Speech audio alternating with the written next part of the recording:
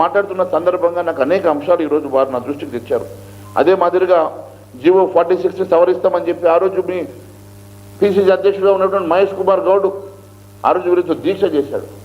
మరి అదే మహేష్ కుమార్ గౌడ్ మరి ఆయన చెప్తే మీరు వింటలేరా, లేకుంటే మీ పార్టీ పాలసీ ఏమన్నా మారిందా? అధికారం లేనప్పుడు ఒక పాలసీ, అధికారంలోకి వచ్చినాక మరొక పాలసీ అనేది మనం మీరు పెట్టుకున్నారా?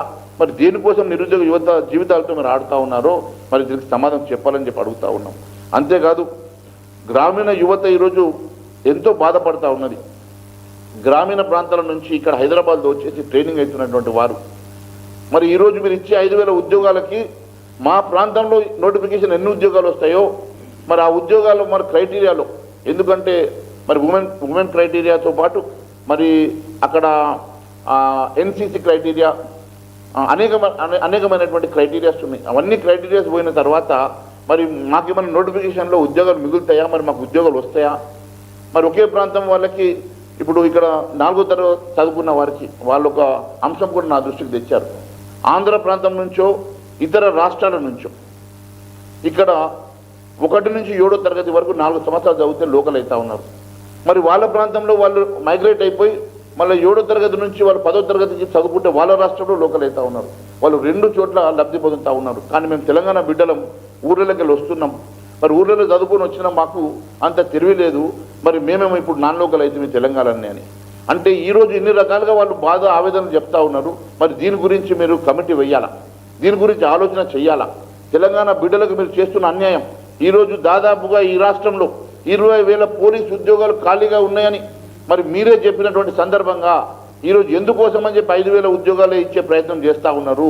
మీరు ఖచ్చితంగా ఎన్ని ఖాళీలు ఉన్నాయో అన్ని ఖాళీలు భర్తీ చేయాల్సిన బాధ్యత మీ మీద ఉన్నది. ఖచ్చితంగా నేను ఈరోజు మీకు మాట ఇస్తా ఉన్నాను. ఒకవేళ ఈ రాష్ట్రంలో ఉన్నటువంటి 20,000 ఉద్యోగాలు భర్తీ నోటిఫికేషన్ రాని పక్షంలో మీ పక్షాన భారతీయ జనతా పార్టీ అండగా ఉంటుంది, మీ పక్షాన పోరాటం చేస్తారని తెలియజేసుకుంటూ ధన్యవాదాలు తెలియజేస్తా ఉన్నాను. హైట్ అంశంలో కూడా లాంగ్ జంప్ విషయంలో మరి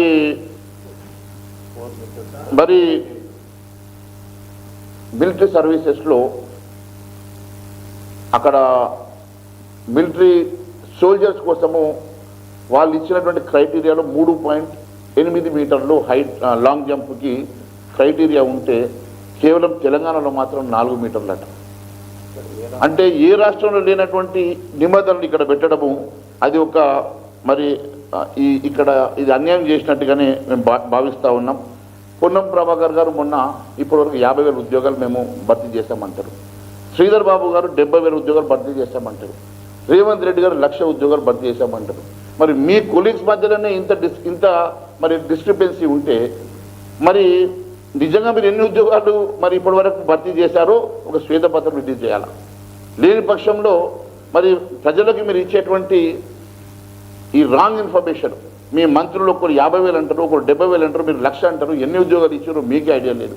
అంటే కేవలం ఇదంతా కూడా మాయ చేస్తూ ఉన్నారు. మీరు ఉద్యోగాలు ఇచ్చే ఆలోచనతోటి ఈ ప్రభుత్వం లేదు అనేది చాలా స్పష్టమవుతూ ఉన్నది. మరి ఈ అన్ఎంప్లాయిడ్ కుటుంబాలతోటి, విద్యార్థులతోటి, యువకులతోటి మీరు ఈ రకంగా జీవితాలతో చెలగట్టమాడుతున్నటువంటి రేవంత్ రెడ్డి గారు ఖబర్దార్ అని చెప్పి తెలియజేస్తూ ఉన్నాం. ఎట్టి పరిస్థితుల్లో వారికి అండగా మేము ఉంటాం, వారి పక్షాన మేము నిలబడతామని చెప్పి తెలియజేస్తూ ఉన్నాం. అంతేకాకుండా మరి కొంతమంది పిల్లల మీద మాకు ఉద్యోగాలు రావాలని మా నోటిఫికేషన్స్ వెంటనే రిలీజ్ చేయాలని చెప్పి వారి ఆవేదనని మీ దృష్టికి తీసుకురావడానికి శాంతియుతంగా ప్రజాస్వామ్య పద్ధతిలో వారు ఎజిటేషన్ చేస్తే దాదాపు 9 మంది మీద మీరు కేసులు పెట్టి అరెస్టు చేసి రాత్రి 2 గంటల వరకు పోలీస్ స్టేషన్లు పెట్టి వారి ఉద్యోగాలు రాకుండా వారిని ఈ రకంగా భయపెట్టి మీరు వారి జీవితాలను మరి ఈ రకంగా ఇబ్బంది పెట్టి వారి జీవితాలతో చెలగాట మారడం ఇది మంచి పద్ధతి కాదు. వెంటనే వారి మీద కేసులు విత్డ్రా చేయాల ప్రభుత్వం. అంతేకాకుండా మరి ఈ బోర్డు చైర్మన్ అంటే ఎవరు, ఈ పిల్లలు పోయేసి వాళ్ళ రిప్రజెంటేషన్ ఇస్తామంటే కూడా అపాయింట్మెంట్ ఇస్తారట. అంటే వీళ్ళు కళ్ళకు కనబడతలేరు. మరి బోర్డు చైర్మన్కి ఒక రిప్రజెంటేషన్ తీసుకునే సమయం లేదా? అంత బిజీగా ఏం పొడుస్తున్నాడని అడుగుతున్నా. ఈ రకంగా ఇది అన్యాయం కాదని అడుగుతున్నా నేను. మీరు ఈ రకంగా